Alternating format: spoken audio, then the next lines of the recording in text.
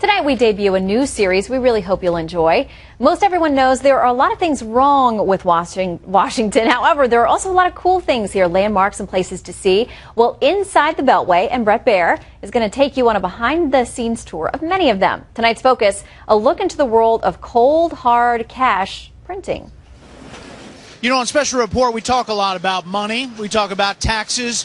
We talk about your money. So we thought we'd take you on a tour of a $20 bill, the evolution at the Bureau of Engraving and Printing. All right, Kevin, here in this facility, how much money is printed? We are printing here and in a facility down in Fort Worth, Texas, $1.5 billion per day. 1.5 billion with a B. Billion with a B. We print 24 hours a day, 3 different 8-hour shifts, and typically 5 days a week. Wow. And these huge stacks here, this is the actual paper before it starts the process of printing.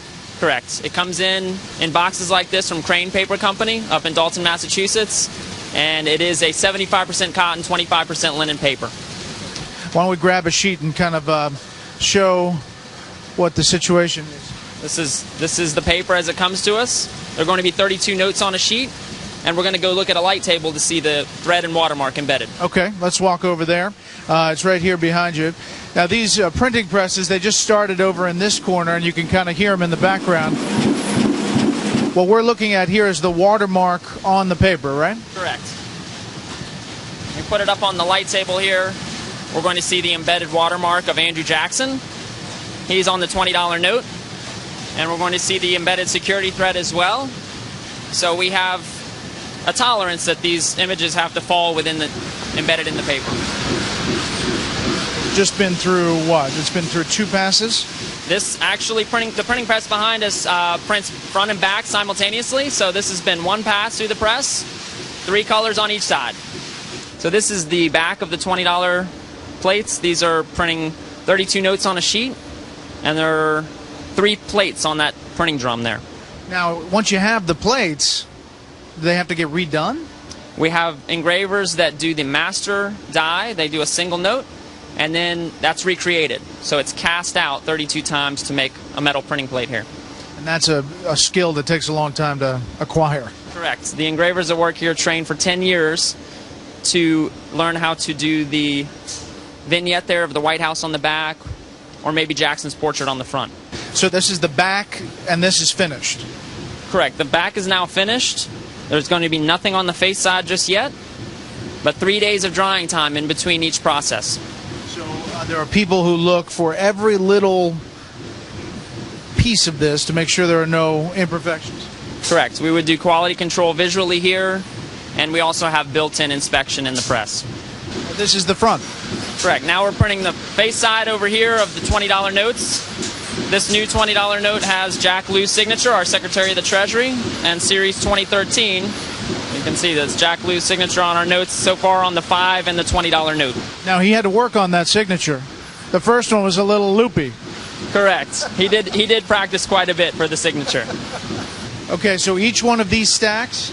This is $20 notes, so that's $6.4 million in a stack. If it were hundreds, it would be $32 million in one stack. That's quite something. So 6.4 million right there. That's a lot of 20s. So in this room, we're going to examine every sheet and every note to inspect for any defects or flaws. Now this is all replacement dollars, replacement money? Most of this is replacement. Over 90% a year will be replacement currency to replace the old worn out notes that we use in circulation. They wear out. They have a short lifespan, depending upon the note. We're going to print on a round green Treasury seal onto the note. That's going to go on right here where it says 20. Black Federal Reserve seal right here. And 2 8-digit green serial numbers, all on the press behind us. And we're also going to cut it down into individual notes. There are mistakes sometimes. There are occasional mistakes. And you just throw the whole sheet out.